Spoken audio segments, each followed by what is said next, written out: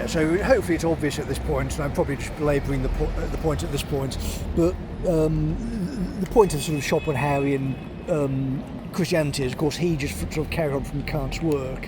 So Kant, of course, did the initial sort of work on the sort of theory of mind of the human ape, effectively, and Schopenhauer thought, wow, that was amazing, I would sort of carry that on, but he ended up as sort of the most cynical man alive, because he had all this amazing knowledge, but he was in the 1800s and totally isolated, so he just hated every human around him, and it was just basically sort of like a mental torture. So he came up with this sort of, the Buddhist world of life as sort of a drudging one day after the other, as he sort of failed to interface with anyone around him, basically. But if you because we live in the panopticon, so Schopenhauer obviously can exist. You can certainly do the be inside it, not of it, because of course when you're young, of course, you go through the separation stage, and you'll think that people care about you. Then, of course, as you get older, you realise that nobody really cares that you exist in the first place. So life is a lot easier. But the logical inferences, I mean, coming out of this are just so obvious. I mean, it's fairly obvious that Britain can't carry on in this manner. You are now at the point where we are sort of people having their brains rotted out by this sort of American mush. Can't differentiate that from our own history, potentially because people have been so sort of badly educated, and there's all this garbage being pumped in to telling us we've got to sort of hate ourselves and this kind of thing. But it's all the technology. So Crenshaw's poison got pumped through people's computer screens during 2020. If you never went along with it and were obviously watching sort of Boyce in your evenings and the evergreen stuff, then you were probably pretty far ahead of the curve, and you were certainly ahead of the curve if you were doing something about it. So you're dealing with people like Craig Scriven in 2020, when you're in a city like Birmingham. You can look back and think, okay, well, I mean, you can't, given the nature of that place. I mean, Helen's advice was sensible. So you beat these people by effectively, first of all, taking the piss out of them because you reveal them, because of course tyrants can't stand to be mocked. So of course they snarl and snap and screech at having to actually respond to stuff like that.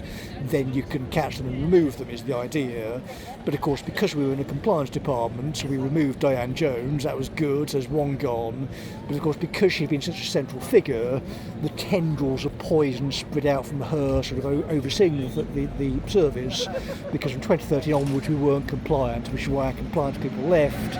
What should have happened is they should have been removed, professional people should have been brought in, professionalised the service, but I think because it was so low status, nobody actually wanted to do it, so we couldn't attract anyone decent. And because of the decay of the city, that's compounded the problem, so it got worse and worse and worse. Nobody credible wanted to do it. With all the disasters, we just attracted sort of money-grubbing spirits who didn't care, and of course they just went around and looted the place further. So it's just become sort of a bloated carbuncle of people sort of playing around with computers, doing poor quality work in many cases. Certainly in our service, you couldn't get any kind of quality in terms of the cases coming through. Obviously, the point where they were seriously non-compliant.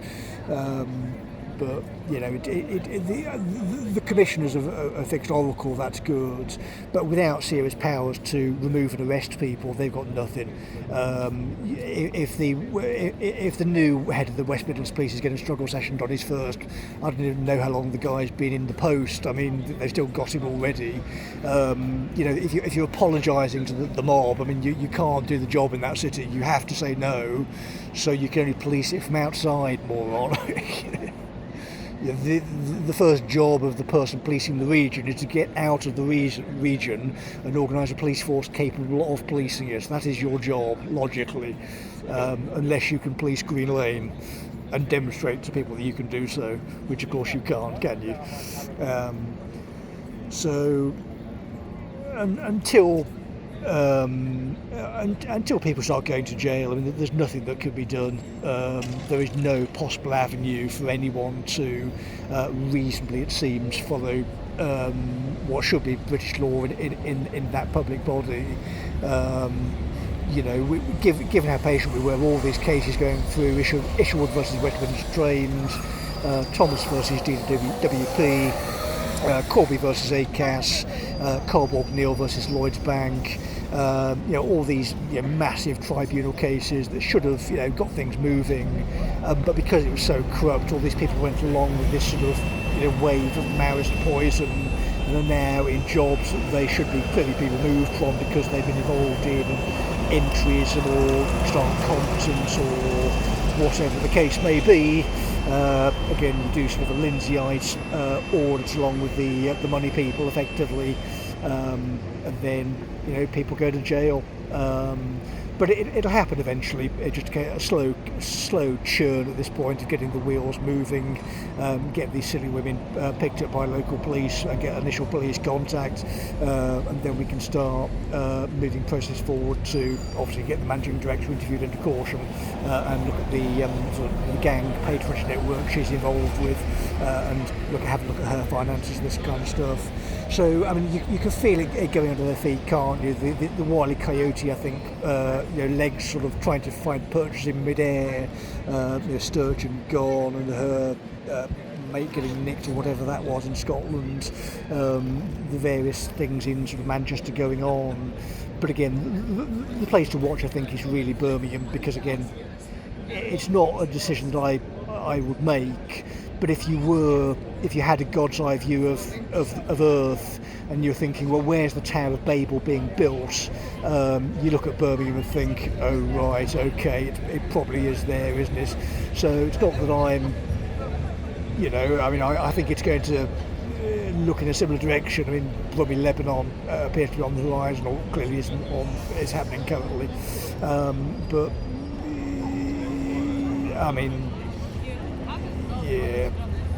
If the Celts as a mass are so dumb they can't have a look at that, what's happening in that city, and make adult inferences, then again, Spengler is, I suppose, right in a sense if the prognosis is we are doomed. But I don't think we are. I think there are enough people who are able to detect people who have are fundamentally hostile to us, and with a properly run Home Office and drones, we could probably actually police the borders quite effectively in the modern world. So it's not, it shouldn't actually be a problem. Get control of the Channel Tunnel, that kind of thing.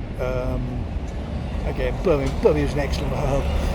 The Necromunda analogy was set up for Birmingham, I think, and the underhive to be cleared out by the Imperial Fists. But again, low into power, please. Parliament is very, the reason, by the way, you don't change first past the post is because you want the sword.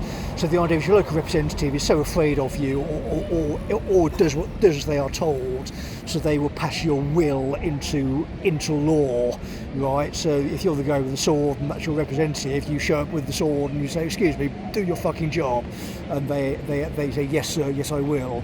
So if the residents of Green Lane are behaving like that, and you're showing up with a Kurgan, excuse me, what are these people doing here? Can you remove them? I'm thinking on a continent-wide basis, sir. Can you sort that out? It's just that in the modern world, the mouth to MP pipeline is kind of cumbersome. So I have spoken to Chris Murray about cannabis in the Frankenstein. I mean, I know he's speaking to scientists about that, but I just wish he would sort of hurry up a bit, because it is psychiatric medication prescribed by a doctor, and it does obviously affect one's human dignity to have to think about taking back the country on a bench and not in the pub.